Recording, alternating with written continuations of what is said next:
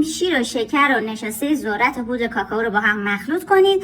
بعد شکلات تخته یا شکلات سکه‌ای بهش اضافه کنید. وقتی با هم مخلوط شدن زیر گاز رو خاموش کنید. یکم از دما که افتاد خامه رو بهش اضافه کنید. بعد داخل این قیفای یه بار مصرف خامه بریزید، بذارید فریزر یکم خودش رو ببنده. بعد چوب بستری رو داخلش فرو کنید. اگر هم قیف نداشه میتونید داخل لیوان یه بار مصرف بریزید. همینجوری بچه‌ها به شدت خوشمزه است. ولی اگر روکش شکلاتی دوست داشتید، شکلات رو با روغن بذارید مایکروفر ذوب شه، بهش خلل بادام اضافه کنید و بعد داخلش قوطه ور کنید. به همین سادگی.